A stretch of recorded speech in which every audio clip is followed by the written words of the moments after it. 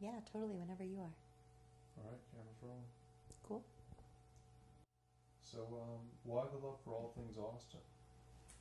I just love the world that she writes so much. It was a simpler and a more grace-filled time. I especially love the women that she writes, the strong women that she writes to inhabit that world. Emma Woodhouse, Eleanor Dashwood, and of course Miss Elizabeth Bennet.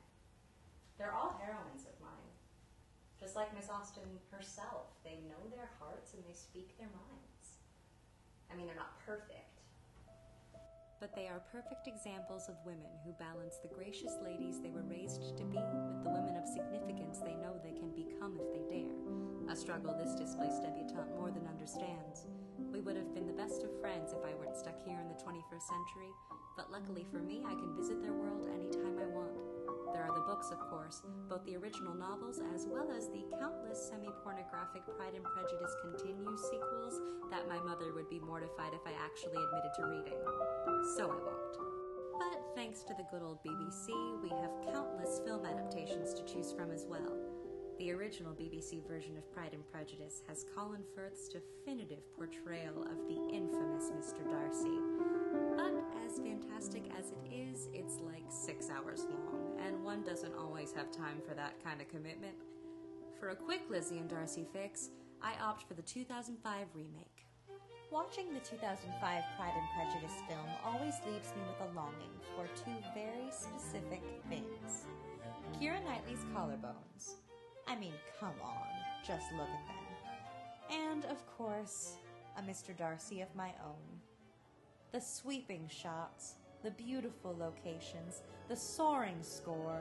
I swear, ladies, if you don't feel something stir inside you watching Matthew McFadden as Mr. Darcy, chest bare, bounding through that foggy field toward the love of his life to vie for her heart one last time, then I'm sorry, but either your lady parts are broken or you don't have a soul. Thank God I live alone. Do you think guys like Darcy still exist? Oh, absolutely. Not only do I believe they still exist, I can tell you what they'll be like. Let's go back to the source material, shall we? We first meet Darcy at the Meryton Ball. Mr. Darcy soon drew the attention of the entire room by his fine, tall person, handsome features, noble mien, and the report, which was in general circulation within 5 minutes after his entrance, of his having 10,000 a year. 2014's Darcy is tall and handsome with a great head of hair. His home is impressive, though not necessarily for its size or location, but for the books he keeps, the music he plays, and how well the space is put together. He knows the power of a good suit, and even when dressed down, is always dressed well. A Brooks Brothers man. He keeps time with a watch, wears his grandfather's ring, and his pocket squares are monogrammed, even though no one will know but him. He has a very specific morning coffee ritual and only drinks the finest brew. He is cultured, well-spoken, and very well-read. He is successful, but doesn't flaunt his success like many men do today. He has integrity, honor, and has worked hard for what he has. He is a gentleman, and moreover, enjoys spending hours in bookstores, which is something he and I have in common. Is that the last copy of Tender is the Night? It looks that way. Why? Did you need it too? Yes, actually. Hello, gorgeous. Yes. Oh, you can have it. Oh, no. It's fine. Well, thank you. Well, you have excellent taste, by the way. So do you. We could share it if you want. I'm sorry? I meant I could lend it to you after I'm done with it. That sounds crazy. No. I'm so sorry. Hey, it's a great idea. I've never even heard of that. That's fantastic. Okay. I'm David, by the way. Bye. Mary Lane. Very nice to meet you. Well, let me give you my card. Okay.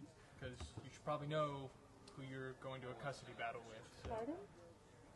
For the book, I mean, yeah, I'm sorry. That was a dumb joke. Lawyer joke. No. So I shouldn't open my mouth. No, it's good. It's good. I'm sorry. So till the hearing, then. Till then. Okay. Bye. Nice to meet you. I can't believe you just did that, but it's a good thing you did.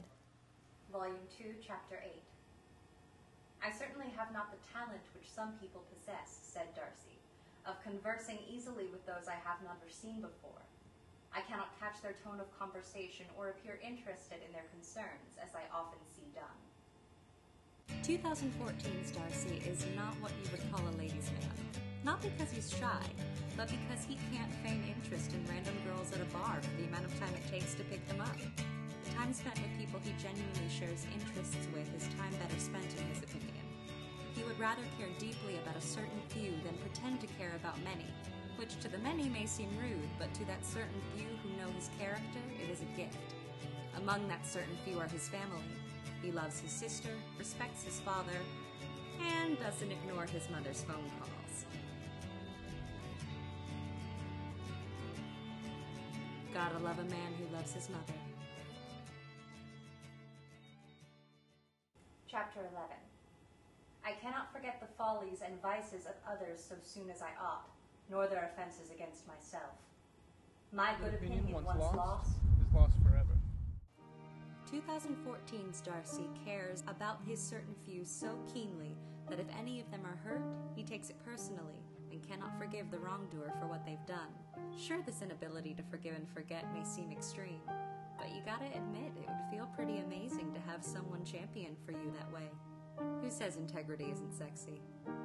Chapter 10. Nothing is more deceitful, said Darcy, than the appearance of humility.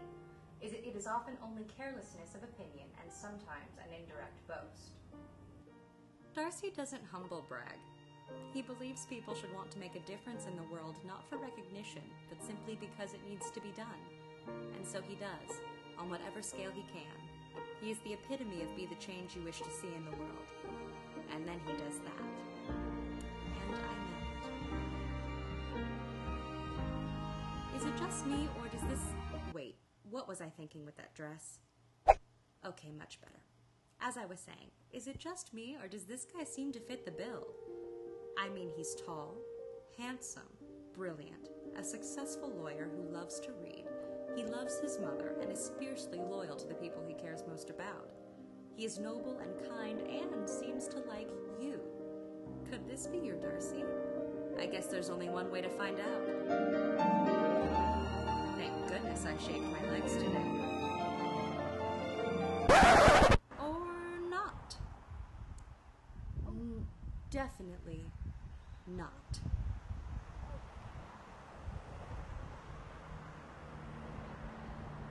Okay. Bless his heart. I knew it was too good to be true. To his credit, though, he did fulfill every other requirement. Maybe we can work on the kiss. Maybe not. I mean, sure, it may seem like a tall order, but if there is one thing that Jane Austen stood for, it was empowering women, both in her novels and in life, to believe that they were worthy. Worthy of love, worthy of happiness, and above all, worthy of being the heroines of their own stories.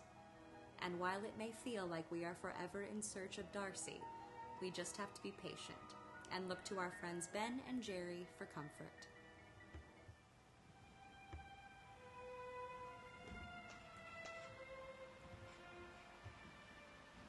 How are you this evening, my dear? Very well. Only I wish you would not call me my dear. Why? Because it's what my father always calls my mother when he's cross about something. What did David Sam Haskell? Well, let me think. Lizzie for every day. My Pearl for Sundays. And Goddess Divine, but only on very special occasions. And what shall I call you when I'm cross? Mrs. Darcy. No. No. You may only call me Mrs. Darcy when you are completely, perfectly, and incandescently happy. And how are you this evening? Mrs. Darcy.